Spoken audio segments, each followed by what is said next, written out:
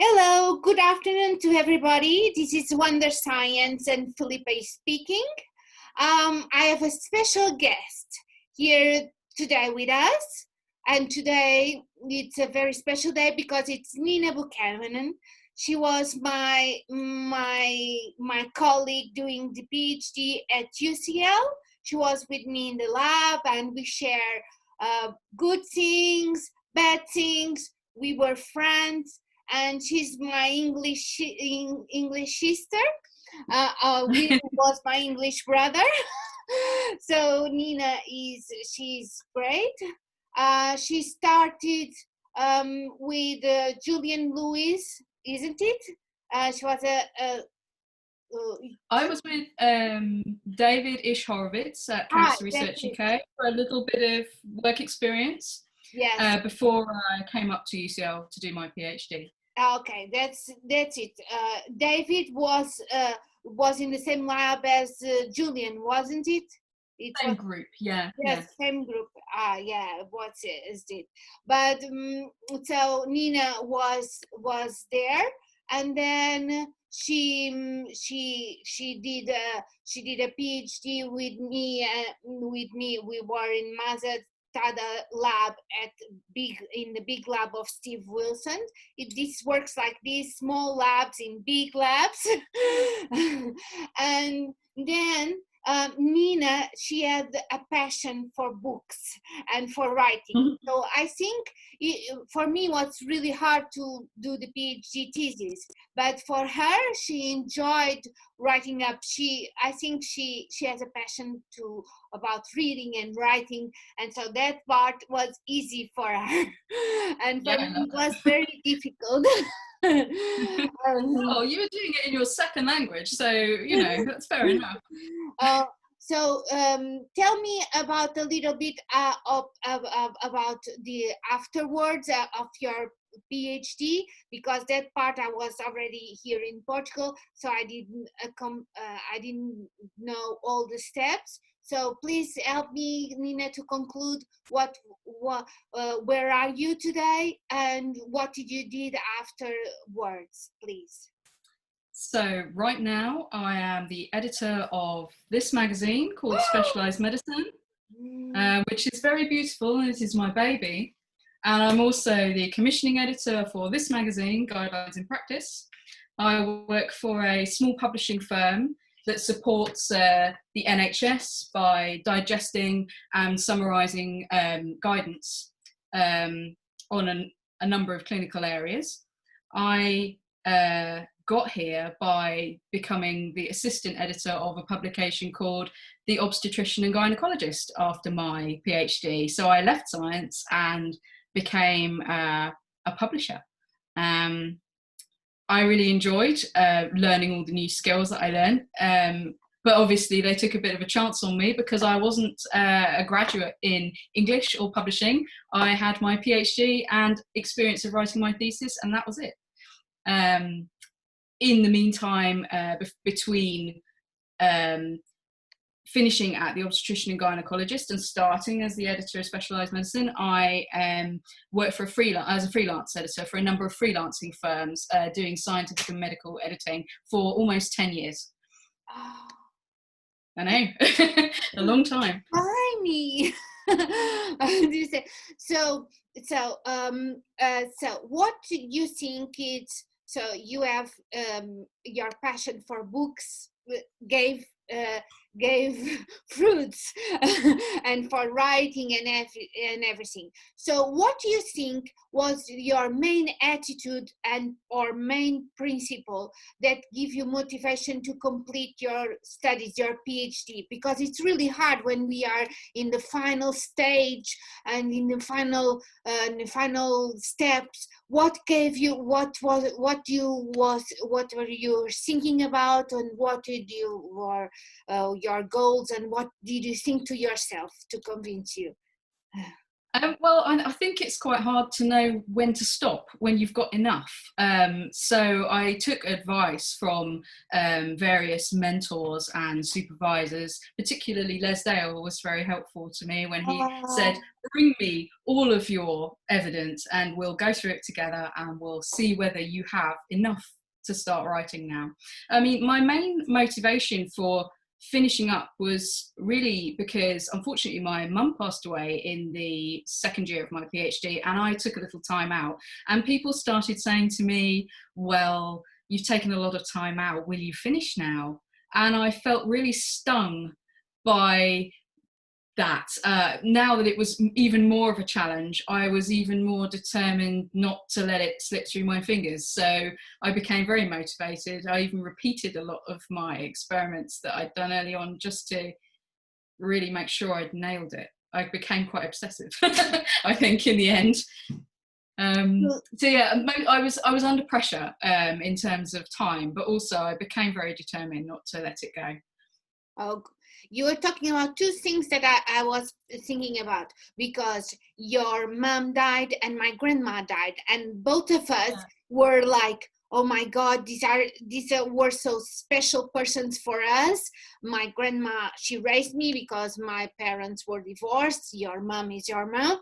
And I was like, and we were like, what is more important for us? It's our family or a PhD. This is really important. So I think we were persons that were like, what's this really important for us? Family is more important for us. And we were persons like this. Don't you think it was like this? Sometimes we were like, what is this? Does this really make sense? What we are here? What we need really a PhD?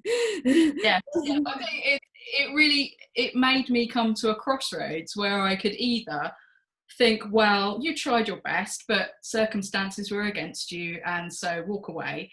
But I realised I probably would regret that for the rest of my life. So I pushed on to the end. And I'm really pleased with the way I did it in the end. That I think without that event, I wouldn't have finished in the style that I feel very proud of how I overcame those things to finish. So yeah, I'm glad that I made the most of that life lesson, if you like. That's so. And another question that you already mentioned, it was about mentors. So Les Dale was a mentor for you. It was amazing. He's a legend. I have several people that pass through my career, and it's interesting. They are coming on to interviews, and they are making now they are accepting people to be interviewed by me, and so it's really a challenge and to interview persons that really were important to me. And you are one of these persons. Yeah, I should say you were a great guidance to me. You provided lots of moral support. I'm very pleased to be your British sister. Yeah, we are. We get really. We get along really well, and I think it was really fun. So, don't you remember a funny? We talked about serious things now, but a funny experiment we experienced. We had really fun together. What was like things that were really, really fun when you were doing our PhD? Things that I remember with fondness were all the trips that we did together. I don't think I would have had the opportunity to travel like we did. I particularly remember being told we're going to a conference in Germany or to collaborate with our German partners, and we thought we would be staying on a very fancy boat on a lake, and it was charming in its own way, but it was quite small and there were about 30 of us. It was sort of more shed on a barge than kind of luxurious boat.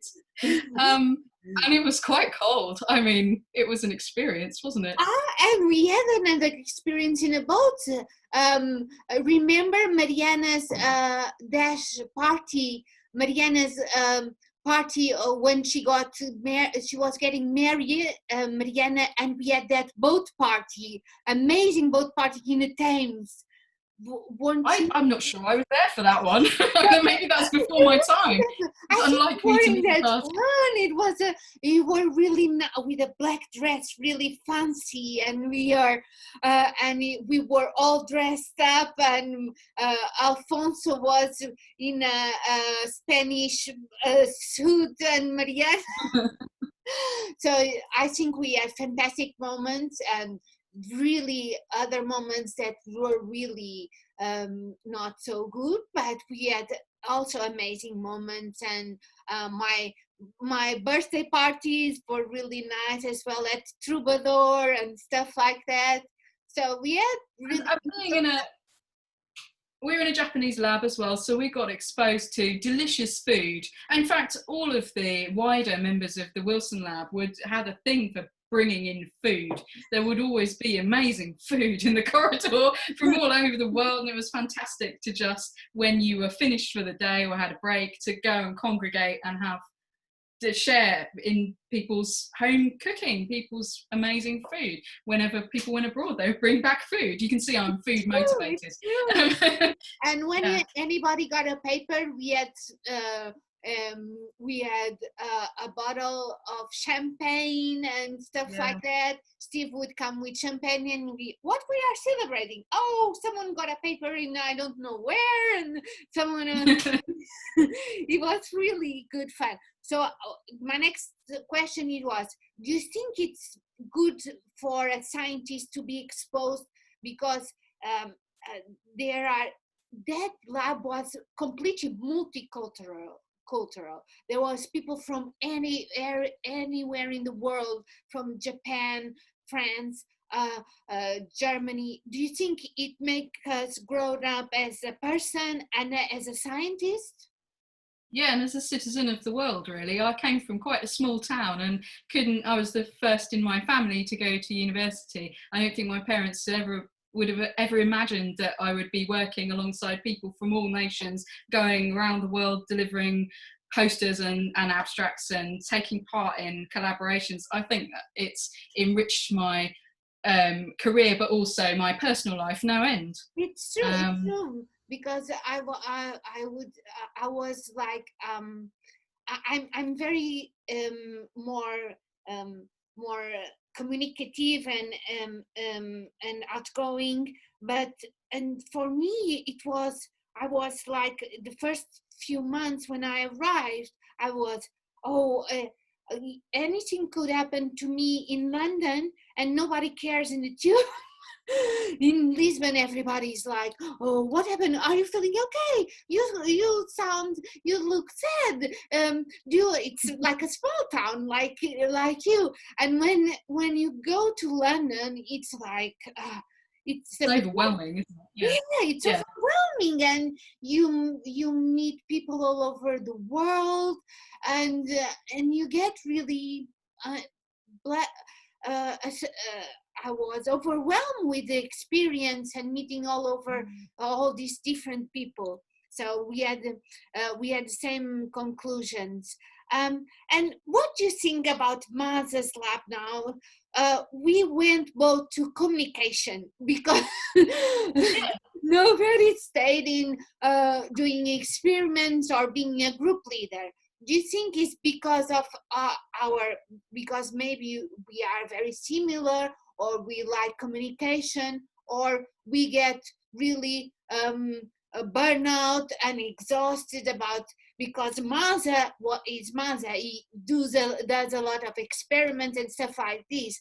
What do you think? We got fed up of doing hardcore science, or do we think we have skills that are more related to science communication and doing outreach projects and publishing? What do you think, Nina? I think it can be both. I mean, there's a third way as well. But sure, Massa was a stickler and he worked really, really hard. And I was unprepared for that as a younger person. Now, I wouldn't question it. I'd just do it, because I think one thing that it taught me is how hard I can work. I came away feeling invincible, because if I could overcome all my obstacles and get it done and write it up in a month and a half, then surely I must be Superwoman. Oh, You know, how long did it take to write? month and a half. That's all I had left. Because, you know, there is a limit in the end. I was I coming know. up to the 4.5 year cutoff. Yeah. So, but as well as being slightly burnt out at the time, and being natural communicator, I think being in Masters Lab also helped develop me as a communicator, because I think we had quite differing perspectives, my supervisor and I. So we were always compromising, or even I would help him with his presentations or his grant applications. He would say, English is not my first language, would you mind just check it makes sense? No, And it's same for me, and I was English yeah, as my second language. yeah, but then it helps to get a sanity check on things, doesn't it? And a lot of people still, Diz, she wrote to me a while ago and said, can you run your eye over something for me? Diz was our lab technician, who is like a mum to everyone, and she Yes, I miss deserves recognition as another of my mentors. Uh, yeah, even Diz now will say, can you look over something for me? So maybe maybe I'm an editor for all three reasons. I think. Yeah, I think it helped us to find our really where we were good at Yeah, communication, speaking. For me, sometimes in meetings, he said, "You are better doing presentations than me. So could you do it for me?" And I will yeah. do. I wish I'd done more. I felt quite.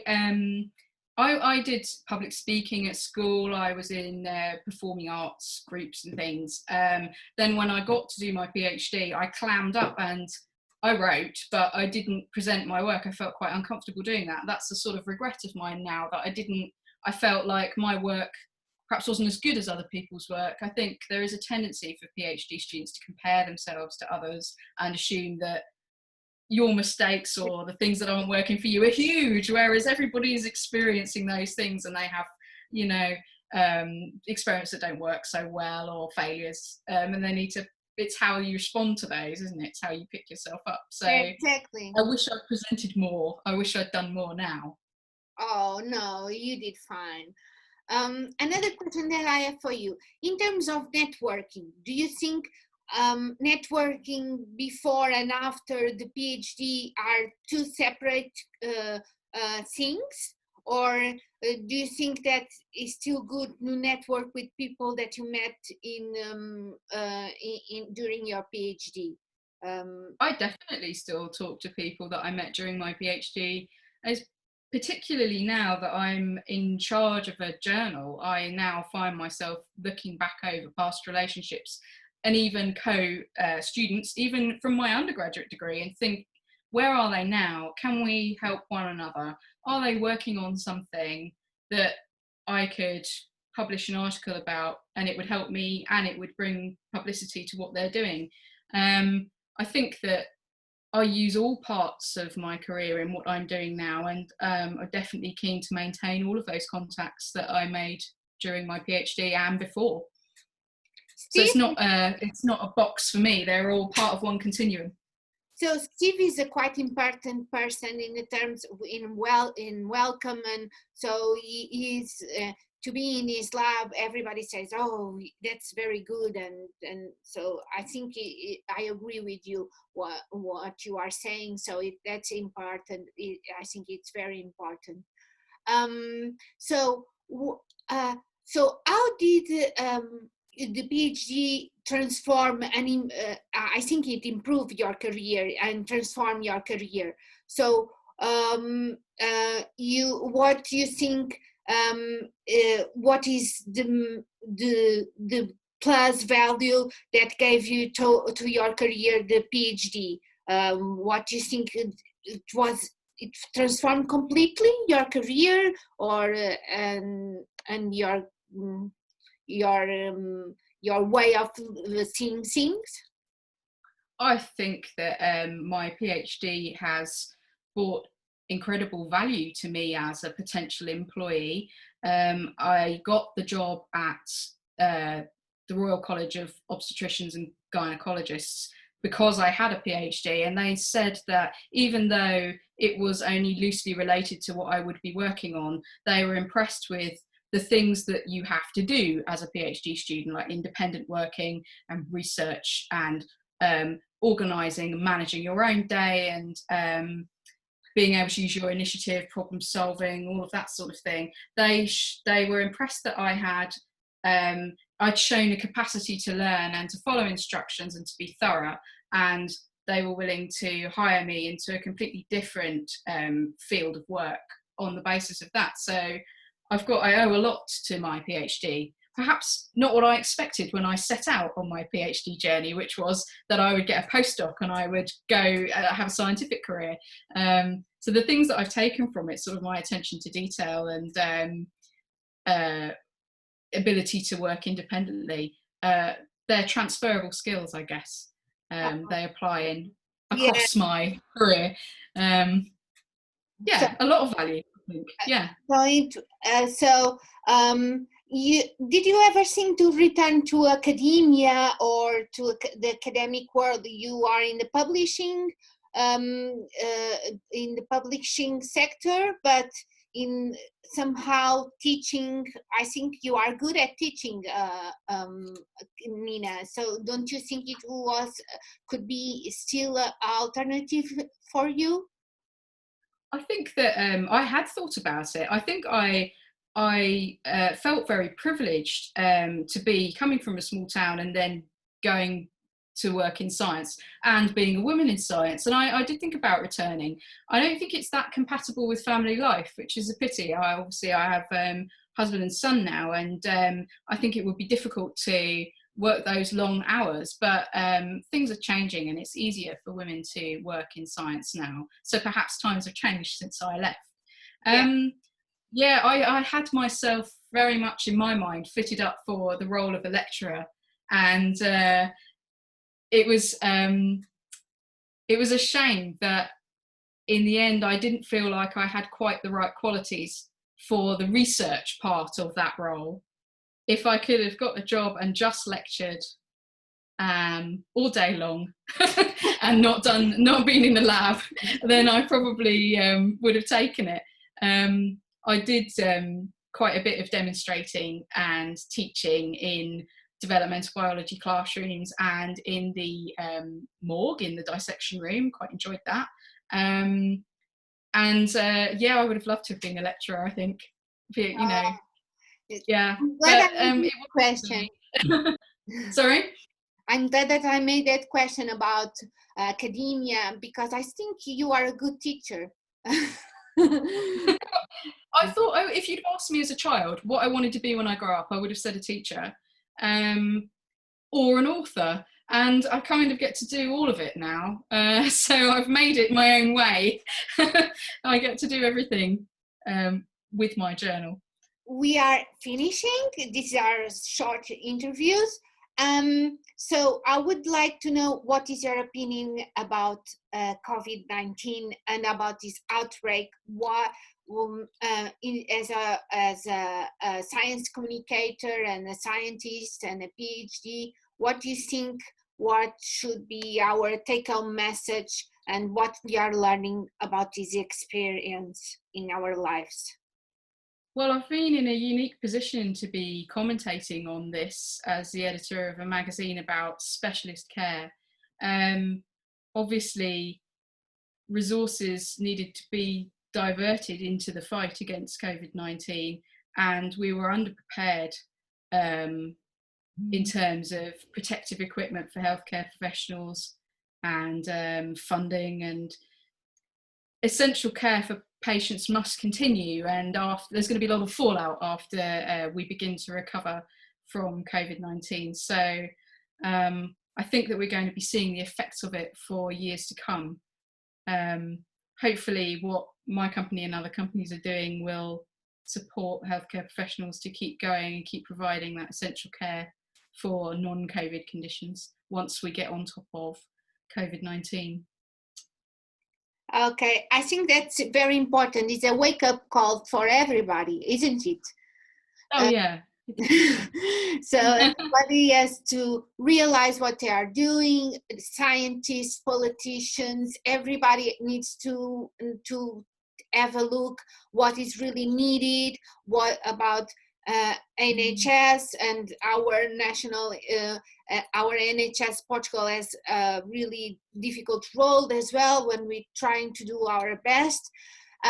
But society has to a lot of things now to face and to take action, and we need really to think about it and to now to change our habits and our attitudes, and I think that is really important. So thank you very, very much, Nina. You are great. I could be speaking with you hours and hours. I think we changed the world, you and me. I'd like to.